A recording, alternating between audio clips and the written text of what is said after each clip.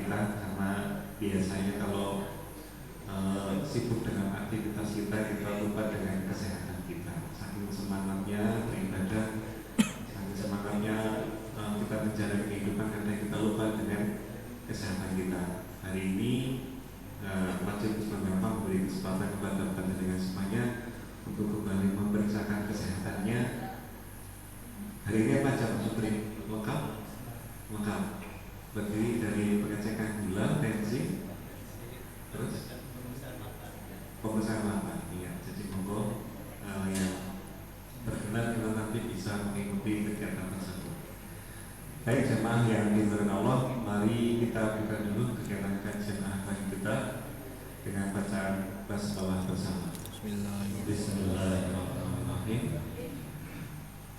Materi kajian kita pada pagi hari ini adalah tentang 3 panggilan Allah Ta'ala.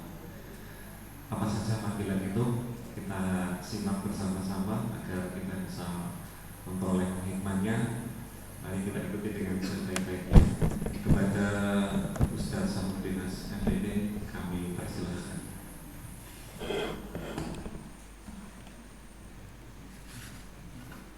Assalamualaikum warahmatullahi wabarakatuh.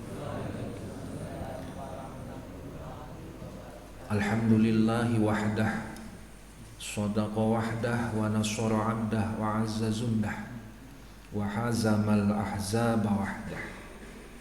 Asyhadu an la ilaha illallah wahdahu la syarikalah, wa asyhadu anna Muhammadan abduhu wa rasuluh.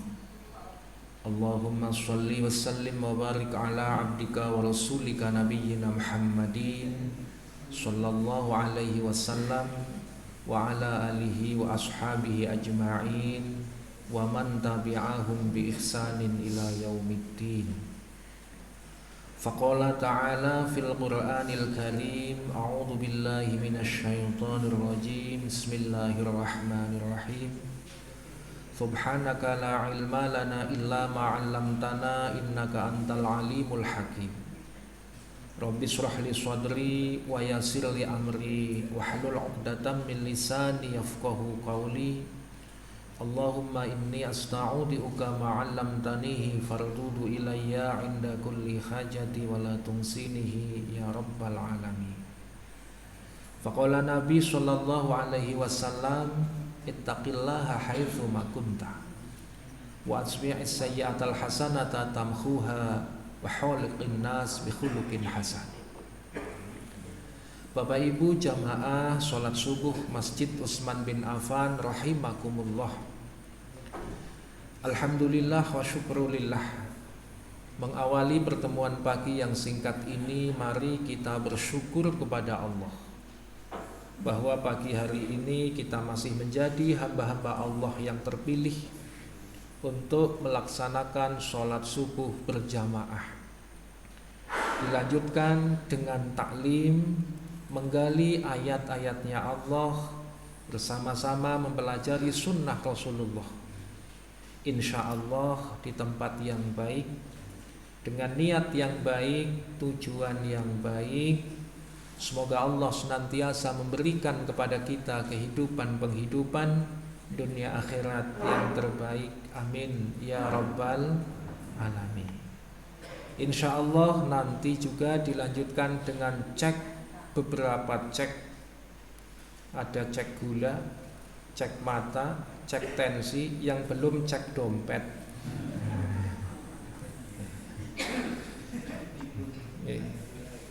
Bapak Ibu yang saya muliakan, alhamdulillah kita ramaikan, kita semarakan kegiatan-kegiatan amaliyah ibadah, baik ibadah ritual maupun ibadah sosial yang sudah kita sebutkan tadi.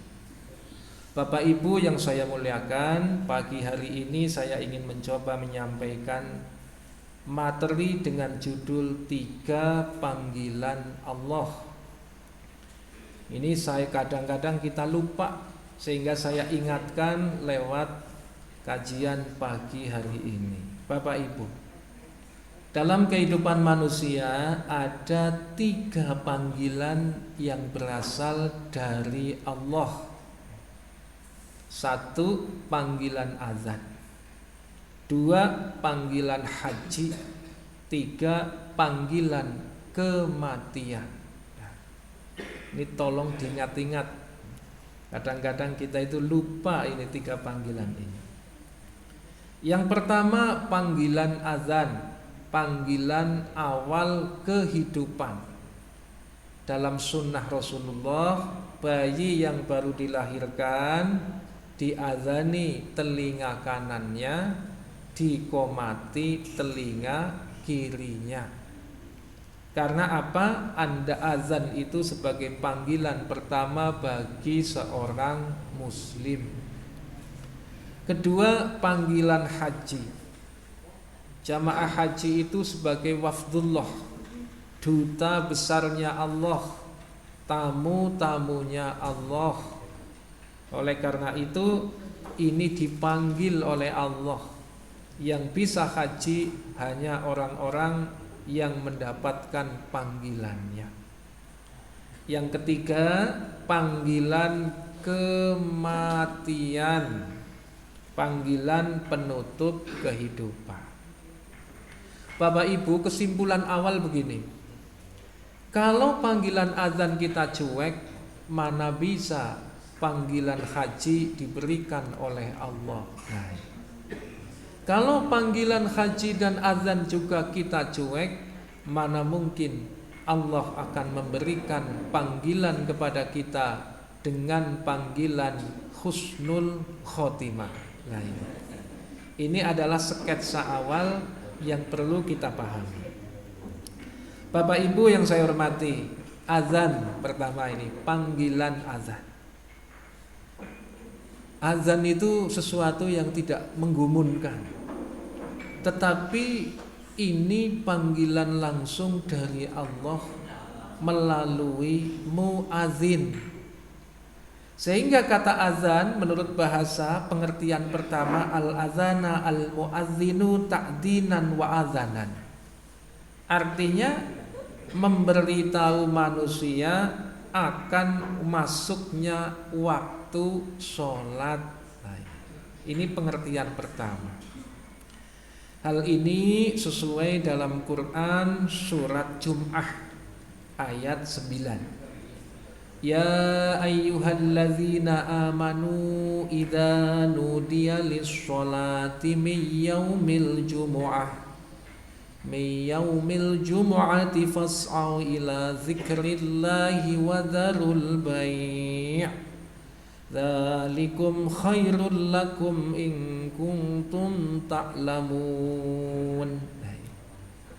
Hai orang-orang yang beriman, idza nudiya lis-shalah. Nudiya itu apabila dipanggil, apabila diseru untuk melaksanakan sholat Jumat, segera kamu mengingat Allah. Nah, ini di sini ada penegasan, mentinggalkanlah jual beli. Nah, ini wadzarul bai', tinggalkanlah transaksi online, offline sama saja. Jika kamu memperhatikan panggilan ini, dzalikum khairul lakum in kuntum ta'lamun. Itu akan lebih baik bagimu jika kamu mengetahui.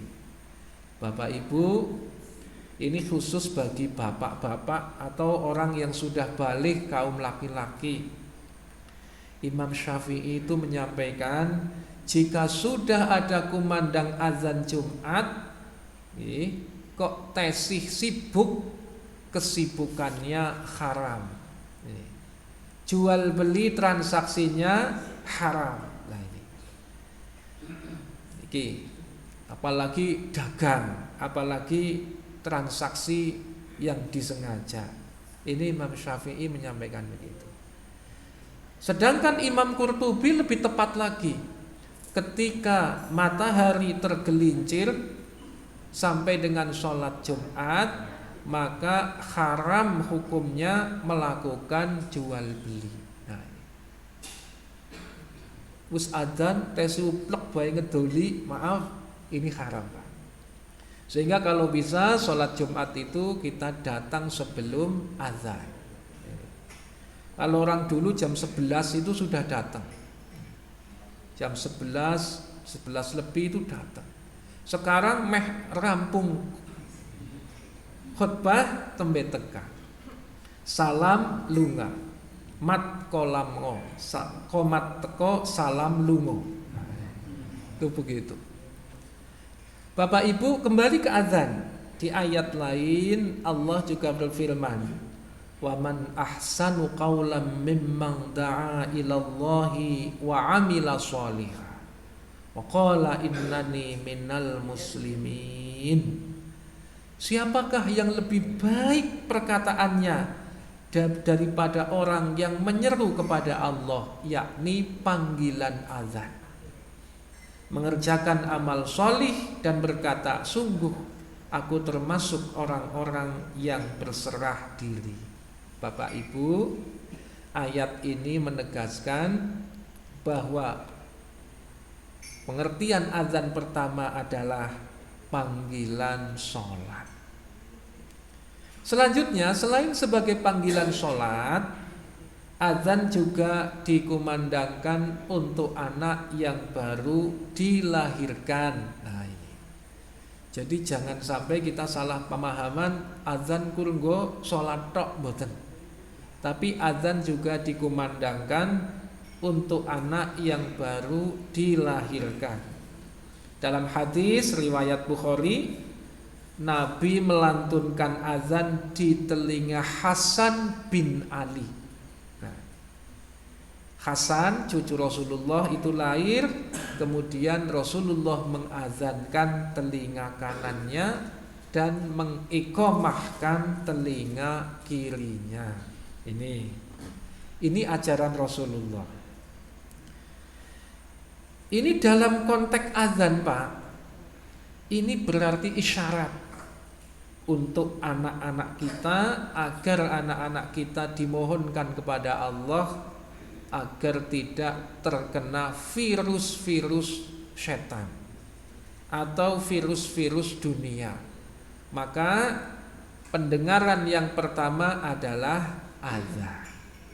Yang kedua, ini sebagai tarbiyah ruhiyah kedua.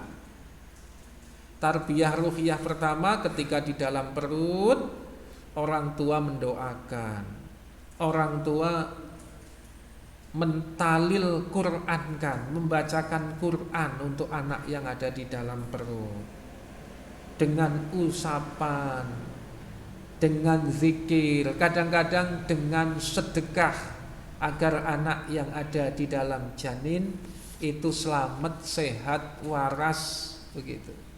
Ini wasilah amal soleh dari kedua orang tuanya untuk anak-anak yang ada di dalam perut maupun yang sudah dilahirkan. Ini azan. Jadi azan itu sebagai panggilan sholat, azan juga sebagai tarbiyah ruhiyah, pendidikan ruhaniyah dari orang tua untuk anak-anak khususnya yang baru dilahirkan. Bapak Ibu yang saya muliakan, dalam kitab I'anatut Talibin, Syekh Abu Bakar bin Muhammad Ad-Dimyati itu menjelaskan, selain sebagai panggilan untuk sholat dan azan untuk anak yang baru dilahirkan, azan juga bisa dikumandangkan untuk satu orang yang kesurupan jin. Nah ini menurut Syekh Abu Bakar bin Muhammad Ad-Dimyati begitu. Jika ada saudara kita, tetangga kita kesurupan jin, bingung kupinge diazani, insya Allah kesurupane hilang. Karena azan ini sebagai kalimat suci dan agung yang bisa dijadikan sebagai media ruqyah, pengobatan rohani. Bahkan Rasulullah terkait dengan hal ini menyampaikan, ketika waktu sholat datang, Muadzin mengumandangkan azan, setan lari ke birit-birit. Nah, setan melayu sampai ke pentut-pentut saking takutnya dengan suara azan. Jadi anggerana wong kok wedi azan berarti pada baik setan sing pada kepentut-pentut nih. Apa maning ditambahi azan maning. Nah, ketika azan selesai, setan datang lagi menggoda panjenengan di masjid. Wah, sing ngarep salat sunat dilalah kemutan kopi niku setan. Sing ngarep salat sunat, rampung salat sunat arep ndonga dilalah kemutan aduh kunci motore tesi cemantel. Nah, kemutan maning ya mau duitnya hilang, oh ya kemutan nangis or bantal. Nah, ini setan semua. Ketika dikumandangkan iqamah, setan lari lagi ke birit-birit. Kemudian ketika selesai iqamat, maka setan menuju masjid dan menggoda kita lagi. Maka dari itu Bapak Ibu, ini bisa dijadikan sebagai dalil azan itu sebagai alternatif mengusir setan, jin, termasuk nambani meruqyah orang yang kesurupan. Ini ya. Saking bingungnya nambani wong kesurupan orang mari-mari kupingnya diazani. Yang kedua, Syekh Abu Bakar bin Muhammad Ad-Dimyati menjelaskan azan juga bisa dijadikan sebagai obat terapi untuk orang linglung. Linglung ngertos? Linglung ya bingung. Nah, ciri-ciri orang linglung, Pak. Sudah makan ngakunya belum. Nah, ini linglung. Termasuk ngaji di Masjid Utsman, sudah minum kopi segelas ngakunya belum, ini linglung. Nah, ya kudu diazani, Pak. Masya Allah ini. Ini kadang-kadang begitu, orangnya lupa, hilang ingatan dan lain sebagainya, itu linglung. Ciri-ciri kedua, menanyakan sesuatu berulang-ulang. Nuwun sewu, saya pernah silaturahim ke kiai pesantren di daerah Bumiayu itu. Orangnya kiainya udah sepuh sekali. Itu tanya ke saya itu, rumahmu di mana? Jenengan dalamnya pundi? Itu sampai 17 kali dalam 25 menit. Ini tanda-tanda kiainya kayaknya pun linglung. Takon boy, bola-bali 5 menit takon maning. Ini kok saya pikir termasuk kalau ngaji di masjid, seneke ora teka-teka takon bola-bali ming tanggane ming sebelahe niki linglung. Yang ketiga, ketika ditanya jawabnya ngalor ngidul ora genah, ini juga tanda-tanda linglung. Nuwun sewu, ngitung duit ora genep berarti linglung. Niki kudu diadzani, Pak. Bapak Ibu, selain orang linglung, orang yang sedang marah atau sangat amat marah. Nah, ini kena godaan setan. Makanya perlu diadzani. Khususnya ibu-ibu. Arep badan duwite langka kesuh adzani bae, Pak. Nah, ini. Tambah kesuh kayaknya gitu.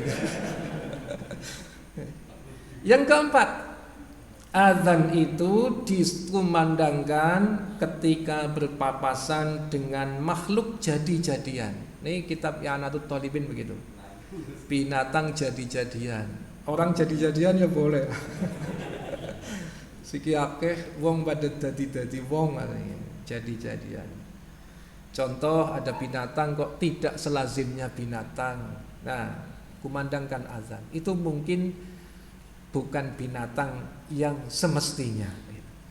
Yang kelima, jika tersesat di suatu tempat dan tidak menemukan manusia, kumandangkan azan.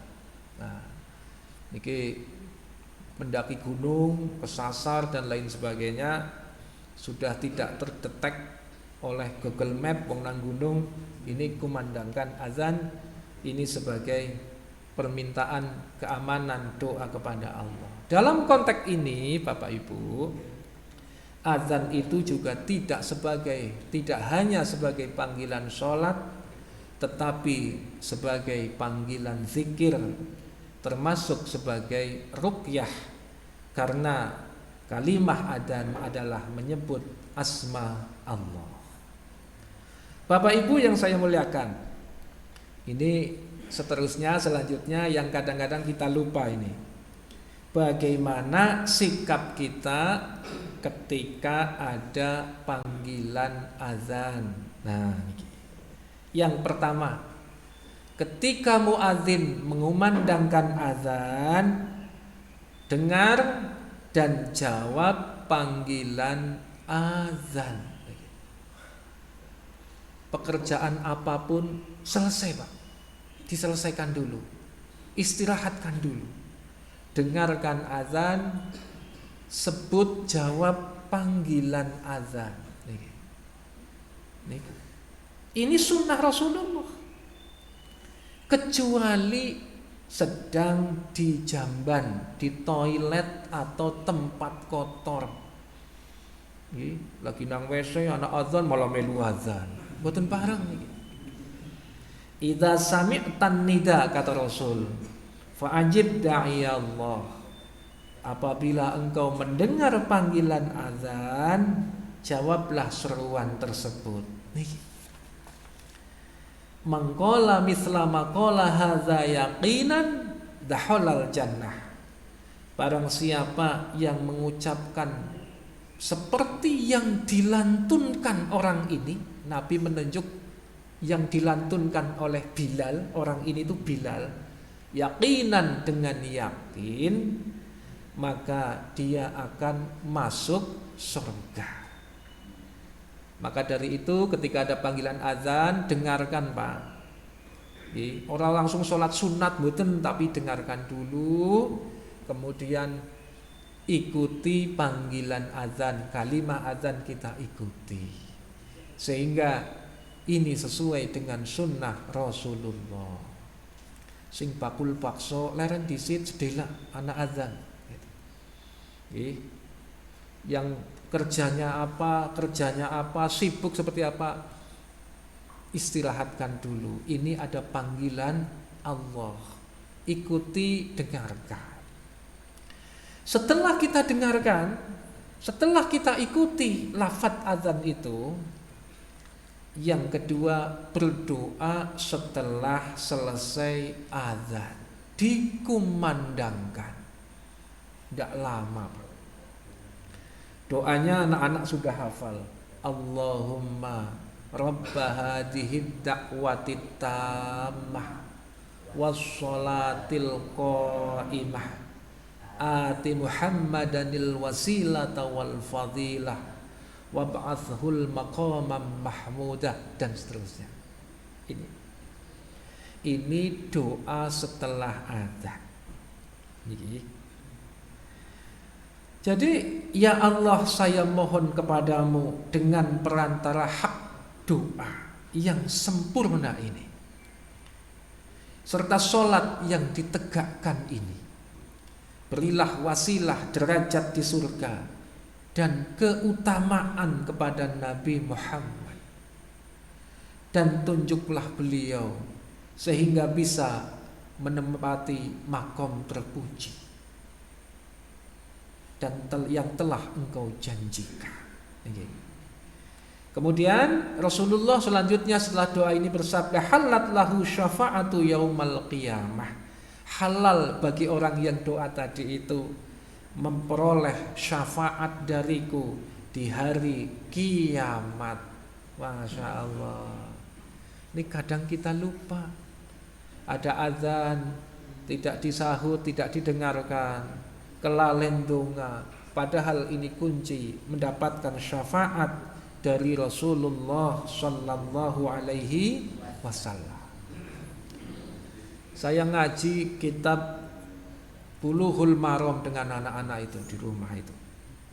Ini saya mendapatkan lagi An Anas bin Malik radhiyallahu anhu qala Rasulullah sallallahu alaihi wasallam la yaruddu du'a bainal adzan wal iqamah.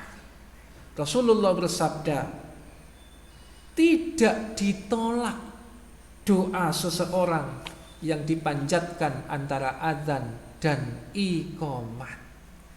Nek pun rampung adzan, doa tadi dilanjutkan doa lagi sesuai dengan doa panjenengan semuanya. Nah, niki nek ndonga ora usah contoh-contohan, Pak. Sampeyan ndonga apa? Gak usah. Nyuntek melu mboten usah. Doa masing-masing silahkan. La taruddud doa bainal adzan wal iqamah. Tidak ditolak doa di antara adzan dan iqamah. Niki ada yang protes, saya selalu doa antara adzan dan iqamat tapi belum dikabulkan. Nah, bukan belum dikabulkan, tapi nunggu saat yang tepat, atau doa itu nanti akan diberikan ganti yang terbaik dari Allah atas niku. Ini adalah doa antara adzan dan iqamat. Yang ketiga, setelah mendengar adzan kemudian melafadzkan kalimat adzan, berdoa setelah adzan, segera menuju masjid. Masya Allah, ini panggilan Allah untuk kita semua. Hayya 'alas shalah, ayo sholat. Hayya 'alal falah, ayo bahagia. Lo kan bahagia ora gelem nek sholat.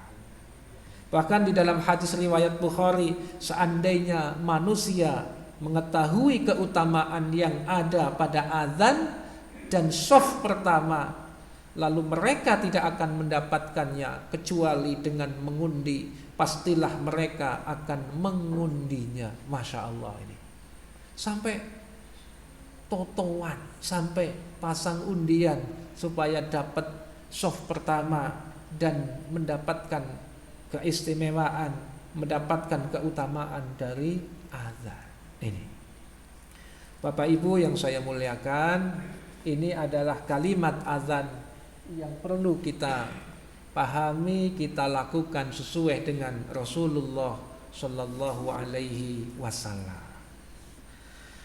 Bapak Ibu yang saya muliakan, selanjutnya Pak, saya ringkas karena sudah 5:30 lebih nih. Mengapa manusia itu cuek terhadap panggilan azan? Ini mayoritas kita itu. Karena manusia itu belum bisa syukur, murni syukur kepada Allah. Belum bisa terima kasih kepada Allah. Beda ketika dipanggil oleh bos langsung. Tolong sekarang menghadap, nggih siap langsung. Tolong aku direwangi nggih, langsung mangkat. Padahal bos itu paling-paling ya nyukupi gaji bulanan, paling-paling ngaweh dunia kayak gitu. Tetapi yang maha bos kadang-kadang sering kita lupakan, kita cuek karena kita tidak paham Allah itu yang mencukupi kehidupan kita, dunia maupun akhirat. Kita pikir Pak, oksigen dicukupi, meripat dicukupi, nafas dicukupi, rizki dicukupi, anak dicukupi, istri juga dicukupi, yang perempuan suami juga dikasih. Itu semua Allah yang ngasih, bukan bos. Ini Nuwun sewu, tidak setiap wanita mau dengan panjenengan, termasuk dengan saya. Yang mau dengan panjenengan karena hatinya sudah ditundukkan oleh Allah. Wong nyebeli kaya kowe kok gelem. Wah niki. Tapi Allah menundukkan hati untuk mau. Turu bengorok ngiler kok gelem. Lah niki. Tapi Allah yang menunjukkan, Allah yang mencukupi rezeki kita. Niki. Yang kedua, ibadah itu belum mencapai level cinta. Kita masih ritual, belum cinta kepada Allah total, sehingga azan itu menjadi panggilan yang berat. Sholat itu menjadi panggilan yang berat. Oleh karena itu azan ini menjadi sebuah panggilan pertama dan panggilan rutin kita dari Allah Subhanahu wa ta'ala dengan panggilan kemesraan, hayya 'alal falah. Apalagi azannya Masjid Utsman bagus, pakai nada, pakai irama. Dan orang yang azan, muadzin itu juga tidak boleh sembarangan menggunakan lagu. Ini tidak boleh, harus ada pakemnya itu. Anak preman bertobat seneng nyanyi azan, itu hati-hati, harus diseleksi. Jangan-jangan azannya ngawur, hayya 'alas shalah, tidak boleh, tidak boleh. Maka dari itu azan sesuai dengan sunnah Rasulullah Sallallahu Alaihi Wasallam. Bapak Ibu, mari kita sambut, kita nantikan, kita gembirakan hati kita dengan panggilan azan, karena panggilan azan adalah panggilan langsung dari Allah melalui muadzin. Yang kedua, panggilan dari Allah adalah panggilan haji. Mengapa haji itu sebagai panggilan? Karena tidak setiap orang bisa haji. Tidak setiap orang kaya punya duit haji, enggak Pak. Nuwun sewu, saya punya tetangga sugih Pak. Tokone pitu, angkote zaman angkot 113. Tambahan pemborong bangunan, biaya haji kecil, tapi tidak dipanggil, sampai sekarang belum haji. Masya Allah, ini nyata Pak. Tapi nuwun sewu, saya punya teman yang sudah saya anggap sebagai saudara, tukang matun randa Pak. Tukang matun tahu ya, yang di sawah nyaputi rumput itu, randa Pak. Orang tahu gajian, bisa mangkat kaji Pak. Sangune 250.000. Masya Allah, itu pun iuran dari tetangganya, mangkat haji. Kebetulan saya yang ngisi pengajian walimah, ya ora diamplopi, wong ana sing ngamplopi ora. Masya Allah, ini luar biasa sekali. Tukang matun, randa, orang tahu gajian, mangkat kaji. Karena apa? Dipanggil oleh Allah. Sehingga beliau itu krisik-krisik ke saya, kalau kaji jangan kakean sangu. Nek kakean sangu dadi ora khusyuk. Nah, pripun? Nyong sangune ming 250 dadi ora mikir apa-apa, mikire ibadah tok kados niku. Masyaallah. Beda karo liyane, sangune jutaan, puluhan juta. Ya Allah, luar biasa. Niki nggih, godaane luar biasa.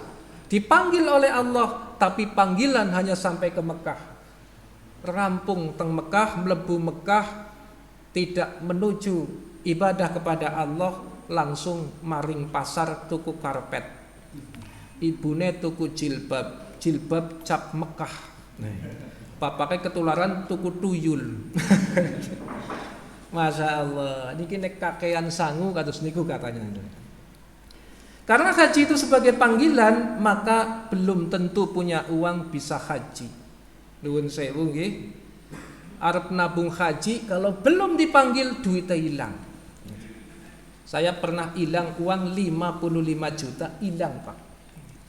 Nggak usah kaget Pak wong nyong iki.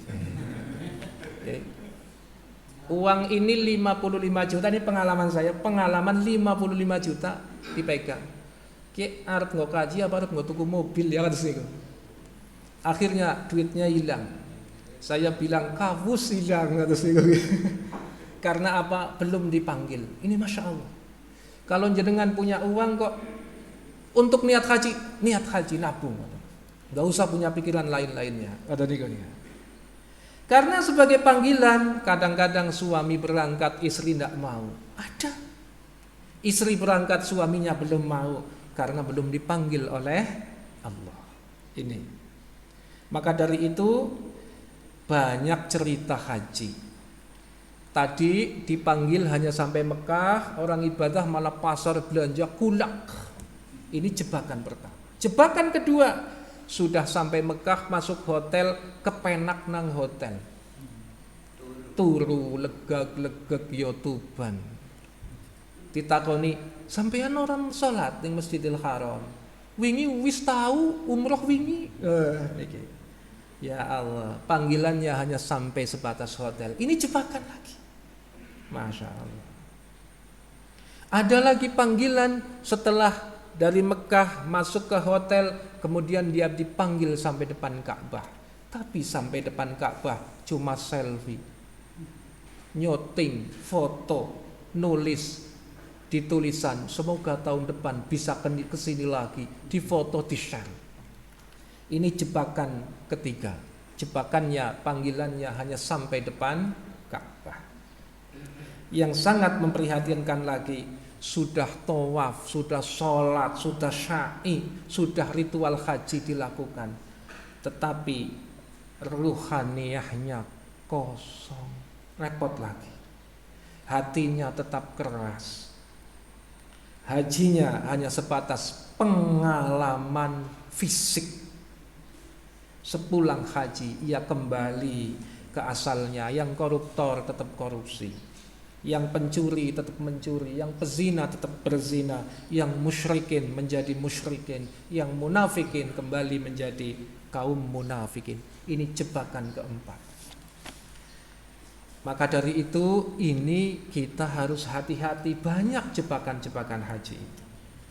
Bapak Ibu yang saya hormati, kalau kita ingin dipanggil oleh Allah dengan panggilan haji, jangan lupa kita harus menjunjung tinggi, memperhatikan, menghormati, cinta dengan panggilan pertama, yaitu panggilan azan. Kalau kita ingin dipanggil oleh Allah dengan panggilan haji, bisa nabung haji, syaratnya 5. 1 niat, 2 sehat, 3 ragat, 4 nekat, 5 mangkat. Niat, sehat, ragat, nekat, mangkat. Niat sudah ada? Ada niat? Niat ada, alhamdulillah, tuh niat. Sehat? Sehat, alhamdulillah ada. Ragat? Ya nabung aja udut baik. Udut lancar haji orang nabung. Setelah ragat nekat, setelah nekat mangkat. Ini semua saling berhubungan, terkait, tidak bisa dipisahkan satu persatu. Bapak Ibu yang saya muliakan, karena haji ini sebagai panggilan Allah, maka kita harus paham, orang yang haji itu adalah tamunya Allah, duta besarnya Allah, dipanggil oleh Allah, dan jangan khawatir akan dicukupi oleh Allah. Niki.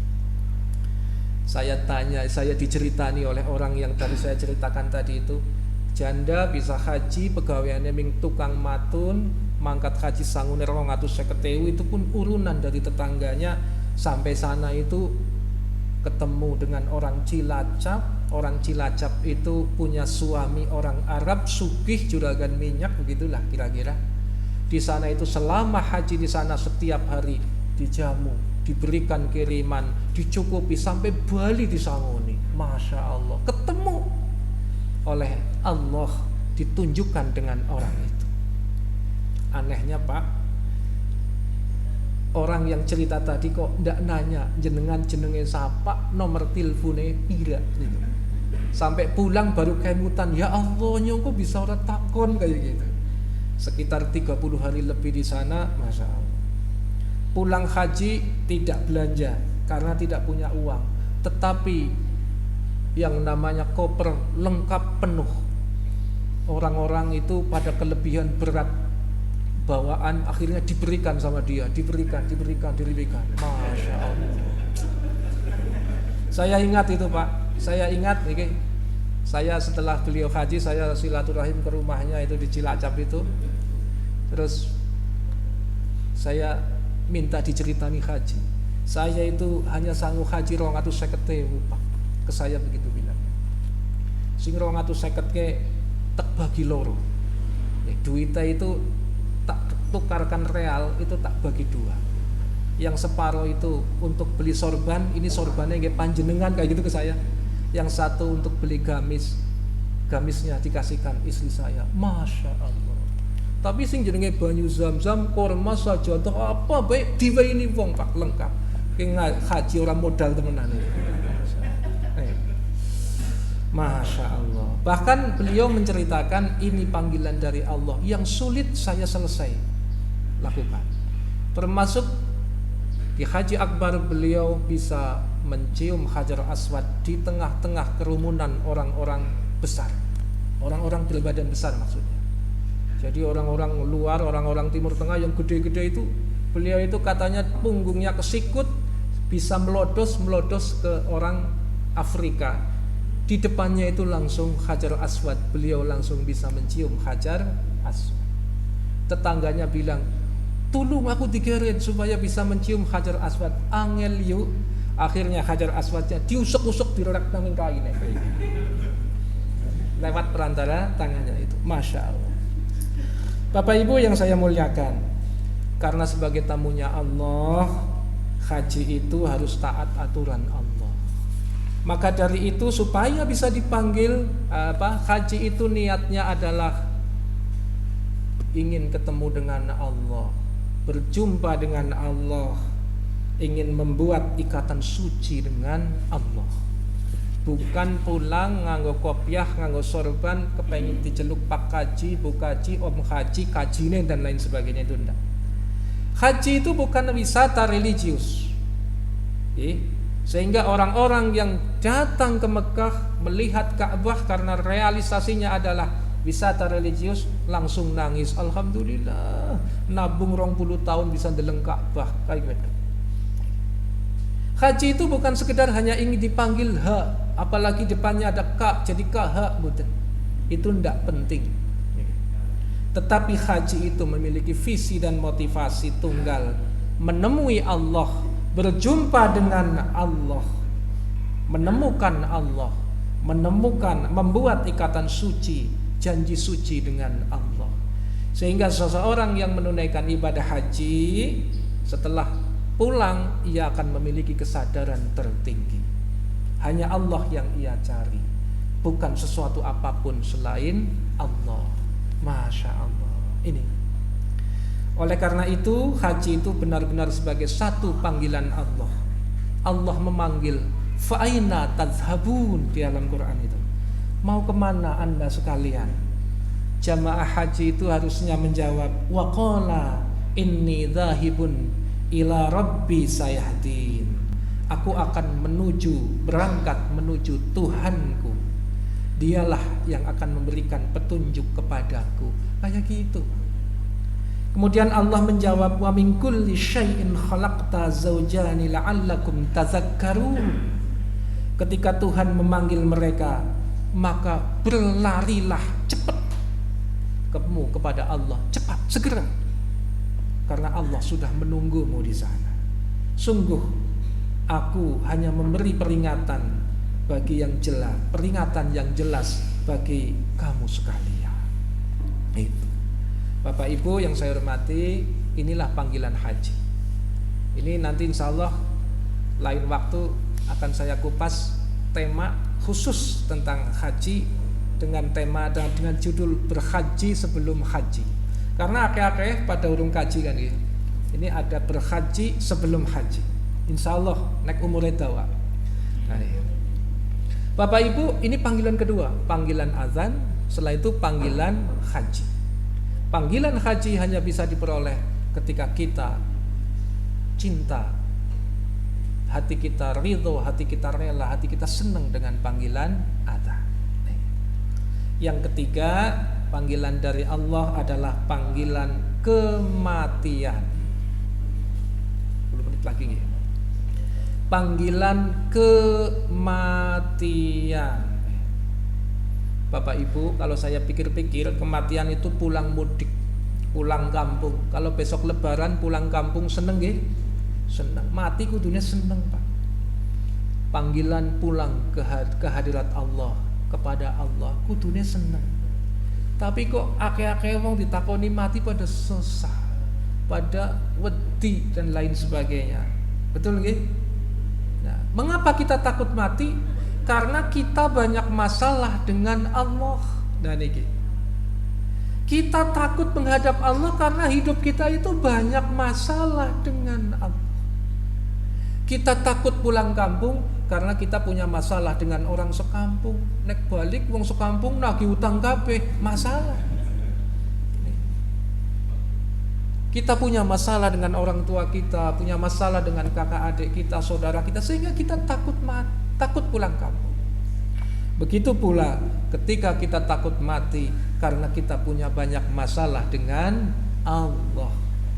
Padahal ketika pulang kampung, orang kampung menyajikan sajian-sajian yang luar biasa untuk panjenengan yang mudik semua. Begitu juga dengan Allah. Ketika kita mudik kepada Allah, mati pulang kepada Allah, Allah memberikan sajian yang sangat nikmat, sangat luar biasa. Itu. Tetapi kita takut karena kita banyak masalah dengan Allah. Bapak Ibu yang saya muliakan, sebelum panggilan kematian mengundang kita, maka kita perlu memperhatikan beberapa panggilan sebelum panggilan kematian. Satu, panggilan menuju ampunan Allah. Nah ini.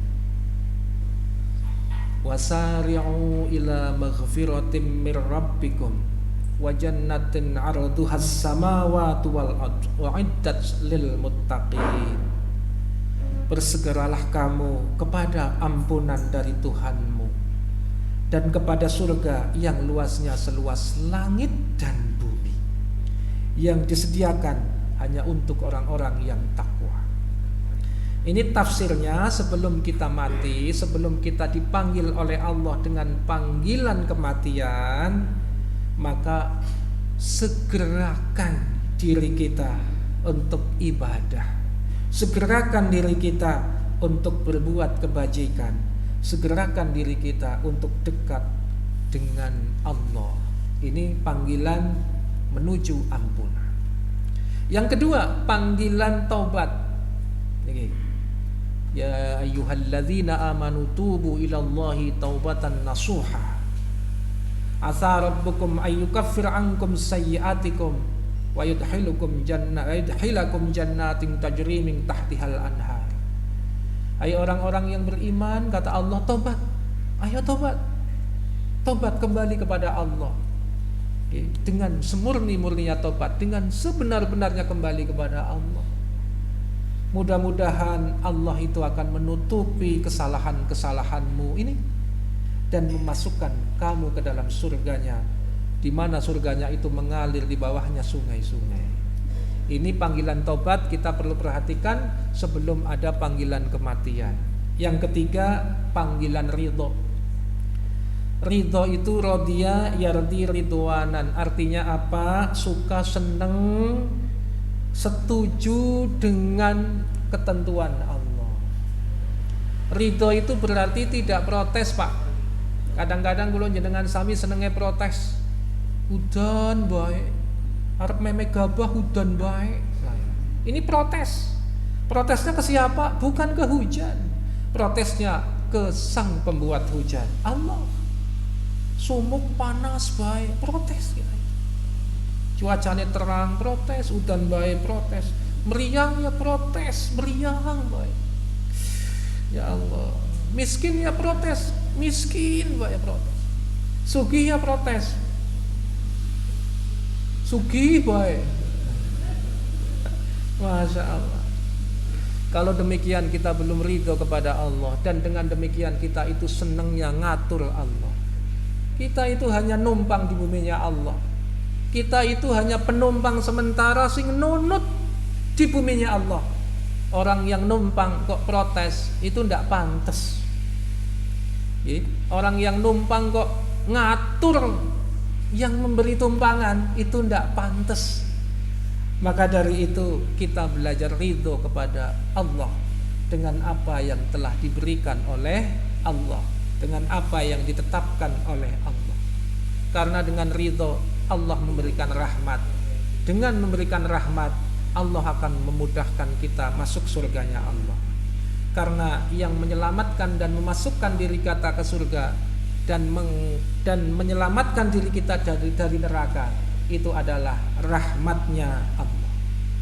Kalau sudah begini, sudah panggilan ampunan, sudah panggilan taubat, sudah panggilan ridho, maka kita akan menuju ke panggilan yang keempat, yaitu panggilan takwa. Ketika sudah takwa dalam diri kita melekat dalam hati kita, pribadi kita takwa, kita dipanggil oleh Allah dengan panggilan yang sangat mesra. Ya ayyatuhan nafsul mutmainnah, irji'i ila rabbiki radiyatan mardiyah, fadkhuli fi ibadi, fadkhuli jannati. Wahai jiwa yang tenang, kembalilah kepada Tuhanmu dengan hati yang ridho dan diridhoinya. Masuklah ke dalam golongan hamba-hambaku, dan masuklah ke dalam surgaku. Inilah panggilan mesra dari Allah dengan panggilan kematian, karena kita sudah mempersiapkan 4 panggilan. Panggilan menuju ampunan, panggilan taubat, panggilan ridho, dan yang keempat adalah panggilan takwa. Bapak Ibu yang saya muliakan, 3 panggilan, mudah-mudahan tidak lupa, mudah-mudahan kita bisa mengingat dan melaksanakan sesuai dengan syariat Allah dan sunnah Rasulullah Shallallahu Alaihi Wasallam. Yang pertama panggilan azan, kedua panggilan haji, dan yang ketiga adalah panggilan kematian. Mudah-mudahan ada manfaatnya, kurang lebih mohon maaf. Wa'afu minkum. Assalamualaikum warahmatullahi wabarakatuh. Terima kasih kami sampaikan kepada Ustaz Safruddin telah memberikan tausiah saya tentang tema 3 panggilan Allah yang kita simak bersama-sama. Mudah-mudahan kita senantiasa bisa istiqomah untuk menunaikan panggilan yang pertama, yaitu panggilan azan, yang kemudian bisa disusul kita mendapatkan panggilan dari Allah untuk menunaikan ibadah haji, dan siap dengan panggilan Allah yang ketiga, yaitu panggilan kematian. Amin. Ya Rabbal Alamin. Mari kita tutup kajian kita pagi hari ini dengan